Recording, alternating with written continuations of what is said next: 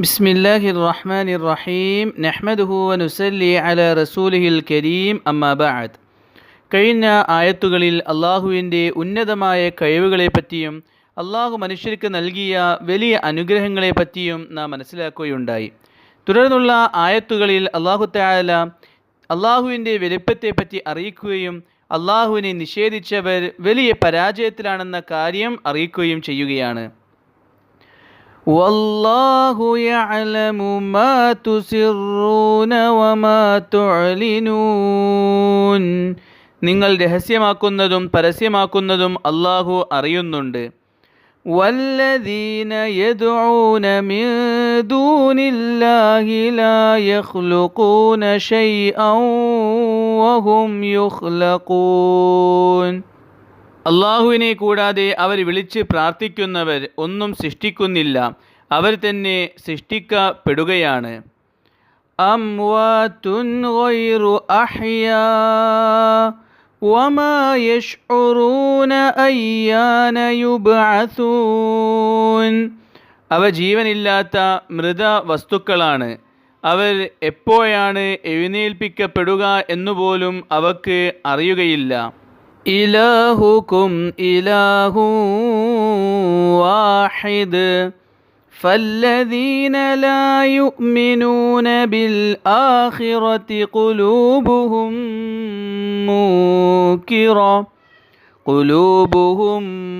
മൂകിറതുൻ വഹും മുസ്തക്ബിറൂൻ. നിങ്ങളുടെ ആരാധ്യൻ ഏകനായ ആരാധ്യൻ തന്നെയാണ്. പരലോകത്തിൽ വിശ്വാസമില്ലാത്തവരുടെ മനസ്സുകൾ നിഷേധം നിറഞ്ഞതാണ്, അവർ അഹങ്കാരികളാണ്. ലാ ജറമ അന്നല്ലാഹ യഅലമു മാ യുസിറൂന വമാ യുഅ്ലിനൂൻ ഇന്നഹു ലാ യുഹിബ്ബുൽ മുസ്തക്ബിരീൻ. നിസ്സംശയം അവർ രഹസ്യമാക്കുന്നതും പരസ്യമാക്കുന്നതും അള്ളാഹു അറിയുന്നു, അഹങ്കാരികളെ അവൻ ഇഷ്ടപ്പെടുന്നില്ല. കഴിഞ്ഞ ആയത്തുകളിൽ നാം മനസ്സിലാക്കുകയുണ്ടായി, അള്ളാഹു ആണ് എല്ലാ വസ്തുക്കളെയും സൃഷ്ടിച്ചവൻ, എല്ലാ വസ്തുക്കളെയും പരിപാലിക്കുന്നവനും അള്ളാഹു തന്നെയാണ്. അള്ളാഹു ഓരോ മനുഷ്യർക്കും നൽകിയ അനുഗ്രഹങ്ങൾക്ക് യാതൊരു കണക്കുമില്ല. അത് എണ്ണിത്തിട്ടപ്പെടുത്തുകയാണെങ്കിൽ ഒരിക്കലും എണ്ണിത്തിട്ടപ്പെടുത്താൻ സാധിക്കുന്നതല്ല. അത്രത്തോളം അനുഗ്രഹങ്ങൾ ഓരോരുത്തർക്കും അള്ളാഹു നൽകിയിട്ടുണ്ട്. അതിനെപ്പറ്റി കഴിഞ്ഞ ക്ലാസ്സിൽ നാം വിശദീകരിക്കുകയുണ്ടായി.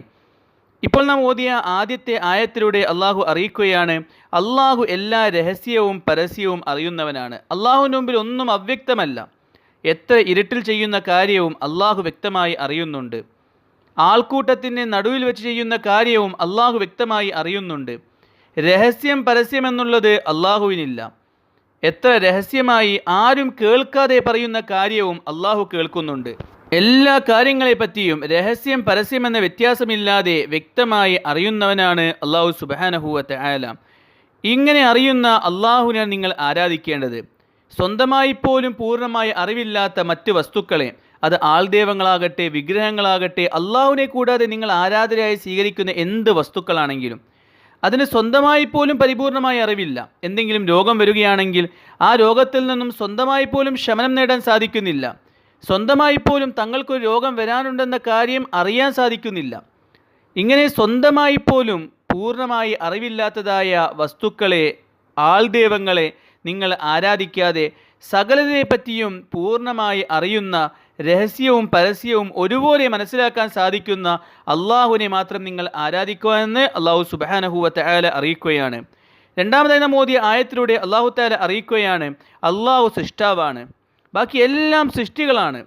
മനുഷ്യർ അള്ളാഹുവിനെ കൂടാതെ ആരാധിക്കുന്ന ഏത് വസ്തുക്കളെ നോക്കുകയാണെങ്കിലും അവരൊന്നിനെയും സൃഷ്ടിച്ചവരല്ല, നേരെ മറിച്ച് അവർ സൃഷ്ടിക്കപ്പെട്ടവരാണ്.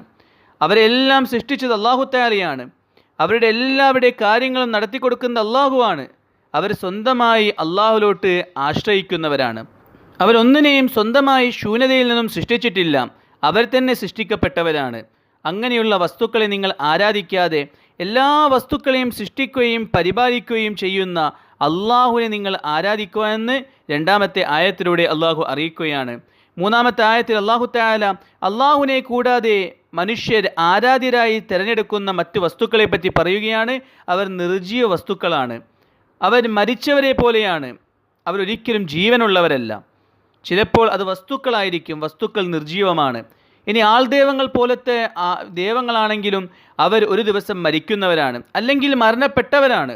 ചിലപ്പോൾ മരണപ്പെട്ടു പോയവരെ ദൈവമായി കാണും, മരണപ്പെട്ടു പോയവരോട് സഹായം തേടും. അവർ മരണപ്പെട്ടു പോയവരാണ്, ജീവനുള്ളവരല്ല. ജീവിച്ചിരിക്കുന്നവരെ ആരാധിക്കുകയാണെങ്കിൽ ഈ ആരാധിക്കപ്പെടുന്ന ആളുകൾ ഒരു ദിവസം മരിക്കേണ്ടവരാണ്. ഇനി വസ്തുക്കളെ ആരാധിക്കുകയാണെങ്കിൽ ആ വസ്തുക്കൾ നിർജീവമായ വസ്തുക്കളാണ്. അതുകൊണ്ട് നിങ്ങൾ നിർജീവമായ വസ്തുക്കളെയും മരണപ്പെട്ടവരെയും മരിക്കാൻ പോകുന്നവരെയും ആരാധിക്കാതെ എന്നെന്നും ജീവിച്ചിരിക്കുന്ന മരണമില്ലാത്ത അള്ളാഹുവിനെ ആരാധിക്കുവാനെന്ന് ഈ ആയത്തിലൂടെ അള്ളാഹു അറിയിക്കുകയാണ്. നിങ്ങൾ ആരാധിക്കുന്ന വസ്തുക്കൾക്ക് അവർക്കെന്ന് മരണം വരുമെന്ന് പോലും അറിയില്ല, അവരെന്ന് നശിക്കുമെന്ന് പോലും അറിയില്ല, എന്നാണ് ഖിയാമത്ത് നാൾ എന്ന കാര്യം അറിയില്ല, അള്ളാഹുവിന് മുമ്പിൽ എന്നവർ ഉയർത്തെഴുന്നേൽപ്പിക്കപ്പെടുമെന്ന കാര്യവും അറിയില്ല.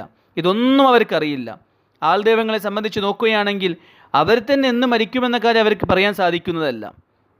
മറ്റു വസ്തുക്കളെ നോക്കുകയാണെങ്കിൽ ആ വസ്തുക്കൾ എന്ന് നശിക്കുമെന്ന കാര്യം ആർക്കും പറയാൻ സാധിക്കുന്നതല്ല.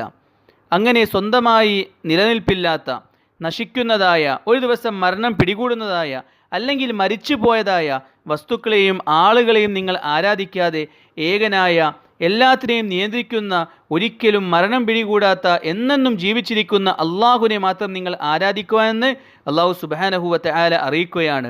അള്ളാഹു എന്നെന്നും ജീവിച്ചിരിക്കുന്നവനാണ്, അള്ളാഹു ഒരിക്കലും മരണം പിടികൂടുന്നതല്ല. അങ്ങനെയുള്ള എന്നെന്നും ജീവിച്ചിരിക്കുന്ന അള്ളാഹുവിനെ ആരാധിക്കാതെ മരണം പിടികൂടുന്ന, നാശം പിടികൂടുന്ന മറ്റു വസ്തുക്കളെ നിങ്ങൾ ആരാധിക്കുക എന്നുള്ളത് എത്ര വലിയ വിഡ്ഢിത്തരമാണെന്ന കാര്യം ഈ ആയത്തിലൂടെ അള്ളാഹു സുബ്ഹാനഹു വ തആല ചോദിക്കുകയാണ്.